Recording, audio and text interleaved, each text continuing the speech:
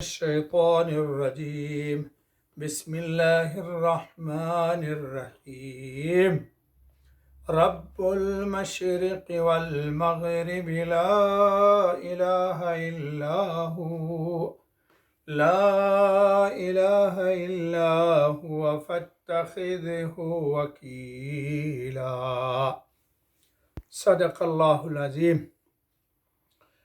دوستو، یہ سورہ مزمل کی آیت نمبر 9 پڑھی گئی، کل پڑھی تھی لیکن اس پہ درس نہیں ہو پایا تھا اور پچھلی آیت میں ہی ٹائم ختم ہو گیا۔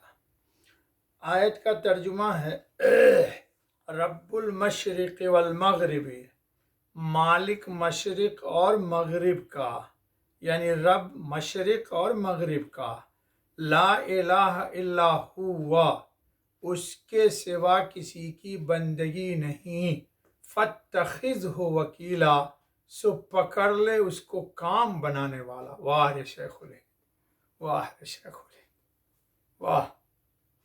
وکیل کا ترجمہ حضرت شیخ الہند رحمۃ اللہ علیہ نے کہا کہ پکڑ لے، فاتخذہ، پکڑ لے اس کو، وکیلاً، کام بنانے والا، یعنی ہمارا سارا کام کون بناتا ہے؟ اللہ۔ کیا پیارا ترجمہ کیا ہے، یقین جانیے حضرت کو ان کی قبر میں قرآن کا بڑا نور مل رہا ہوگا۔ بہت دل آویز ترجمہ کر دیا، دل کی گہرائی سے ترجمہ کر دیا۔ بہرحال دن رات ذکر کرو۔ دیکھیے، مشرق دن کا اور مغرب رات کا نشان ہے۔ جی، مشرق جو ہوتا ہے،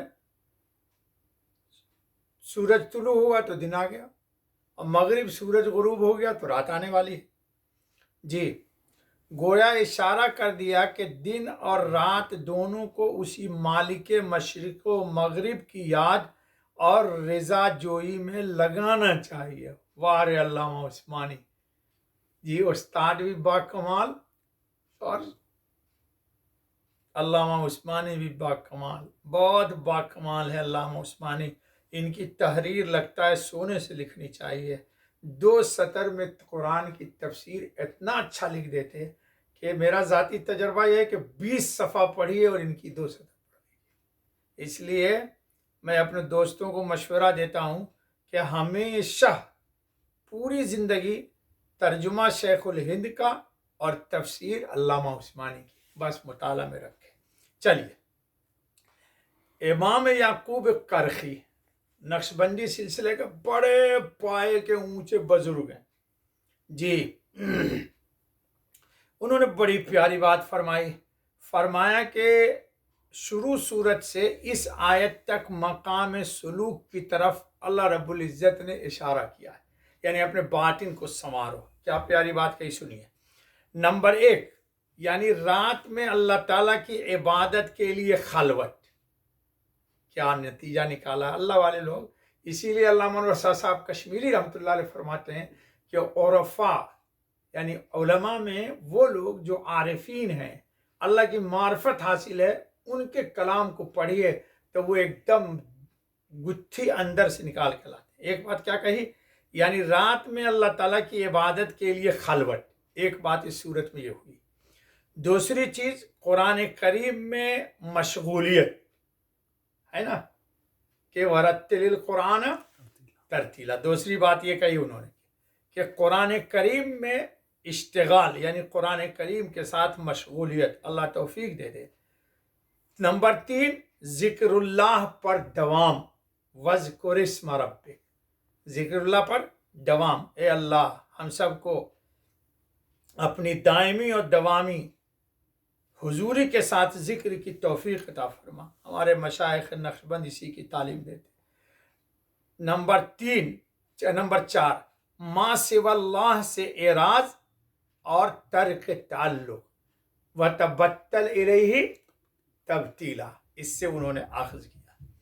اور یہ جو آیت آئی ہے، لا الہ الا هو فاتخذہ وکیلا، 5ویں چیز اللہ تعالیٰ پر توکل۔ دیکھو آ گیا جی، رب المشرق والمغرب لا الہ الا هو فاتخذہ वकीला। जी, तवक्कुल के आखिरी हुक्म से पहले अल्लाह ताला शानहू की सिफत रब्बुल मशरिक वल मगरिबी बयान करके इस तरफ इशारा कर दिया कि जो ज़ात पाक मशरिक और मगरिब यानी सारे जहान की पालने वाली और उनकी तमाम ज़रूरियात इब्तिदा से इंतहा तक पूरा करने की मुतकफ़िल है यानी कफ़ील है। वो रब कौन है? मशरिक का भी रब है, मगरिब का भी रब है। तुम कहीं भी हो, तुम्हारी हाजत की चीज़ें मशरिक में हो, मगरिब में हो, वो खुद तुम्हारा वकील है। तुम्हें टेंशन लेने की ज़रूरत नहीं। तुम इन कामों में मशगूल रहो, अल्लाह तुम्हारा काम करेंगे। तवक्कुल और भरोसा करने के काबिल सिर्फ वही ज़ात हो सकती है जो रब्बुल मशरिक वल मगरिबी है। अब अगली आयत का टुकड़ा है ला इलाहा इल्लाहु व फत्तखिज़हु वकीला। उसके सिवा किसी की बंदगी नहीं, सो पकड़ ले उसको काम बनाने वाला। यानी बंदगी भी उसी की और तवक्कुल भी उसी पर रहना चाहिए। वाह! जब वो वकील और कारसाज हो तो दूसरे से कट जाने और अलग होने की क्या परवाह। भाई आप दुनिया से, कुरान ने कहा ना, वह तबत्तल इलैहि तब्तीला, सबसे हट गए, कट गए तो टेंशन नहीं, रब से चिमट गए, खलास। यही होना चाहिए।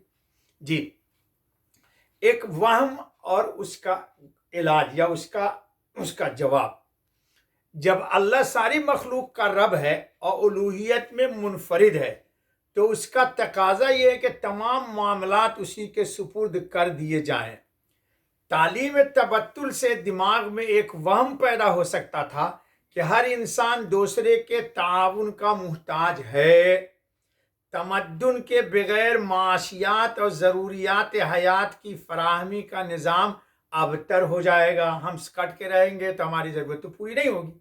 फिर तबत्तुल और मखलूक से कता ताल्लुक की सूरत में निज़ाम माशी कैसे चलेगा? हम किसी के नौकर हैं, कोई हमारा हाकिम है, हम नौकरी करते हैं तो खाते हैं, ये सब इश्काल पैदा होता है। इस वहम को दफा करने के लिए फरमाया रब्बुल मशरिक वल मगरिब। ये जो शैतान दिमाग में ख्याल लाता है उसको ख़त्म करने के लिए रब्बुल इज़्ज़त ने कहा रब्बुल मशरिक वल मगरिब, यानी सारे संसार का मालिक व हाकिम अल्लाह है। तमाम इंसान और इंसानों की बस्तियां, तमाम आदमियों के अफ़आल जो करते हैं, आमाल, मनाफे और दिल उसी के दस्त कुदरत में है, अल्लाह के दस्त कुदरत में। वो जिस तरह चाहता है तसर्रुफ करता है। उसके सिवा न कोई हाकिम आला है, न माबूद बरहक, न उसकी इजाज़त और मशीयत के बगैर कोई किसी को नफ़ा नुकसान पहुंचा सकता है। लिहाजा उसी के सुपुर्द अपने तमाम मामलात कर दो, उसी को अपना जिम्मेदार और कारसाज मानो। वही सबसे अच्छा कारसाज है। उसकी जिम्मेदारी के बाद तुमको किसी दूसरे की ज़रूरत ही नहीं। वाह भाई वाह! हज़रत उमर रज़ियल्लाहु तआला अन्हु की रिवायत है कि रसूलुल्लाह खातमुन नबी सल्लल्लाहु अलैहि वसल्लम ने इरशाद फरमाया, अगर तुम अल्लाह पर पूरा तवक्कुल कर लो जैसा तवक्कुल का हक है, तो जिस तरह वो परिंदों को रिस्क देता है तुमको भी देगा। परिंदे सुबह को भूखे निकलते हैं और शाम को पेट भर कर वापस आते हैं और उनकी कोई फैक्ट्री नहीं है, उनकी कोई कंपनी नहीं है। ये भी हज़रत उमर की रिवायत है कि रसूलुल्लाह खातमुन नबी सल्लल्लाहु अलैहि वसल्लम ने फरमाया, रूहुल कुदस यानी जिब्राइल ने मेरी रूह में ये बात फूंक दी है कि कोई शख्स अपना रिस्क पूरा किए हुए बगैर नहीं मर सकता। हदीसी के अल्फाज हैं कि तुम में से कोई लन तमूत हत्ता तस्तकमिल रिज़्क़हा, न मर नहीं सकता जब तक कि रिज़्क़ न। लिहाजा तुम अल्लाह से तकवा रखो, अल्लाह का तकवा इख्तियार करो, अच्छे रास्ते से रिज़्क़ तलब करो। जी, तहज्जुद का नूर। हजरात आरिफीन फरमाते हैं कि तहज्जुद गुजार के चेहरे पर अजीब किस्म का नूर नुमाया होता है। और ये भी फरमाया कि उसकी कब्र में कभी अंधेरा ना होगा, अल्लाह हमको उनमें बना दे। उसकी मुश्किलात आसान होंगी और उसको दुनिया की हर एक जुल्मत से निजात मिलेगी, ख्वाह वो जुल्मत मसाइब व आफात की हो या अफकार व फितन की हो। अल्लाह ताला हम सबको तहज्जुद की खूब तौफीक फरमाए। तिरमिज़ी में हज़रत अबू ज़र ग़िफ़ारी रज़ी अल्लाह तआला अन्हु की रिवायत है कि रसूलुल्लाह खातमुन नबी सल्लल्लाहु अलैहि वसल्लम ने फरमाया कि तर्क दुनिया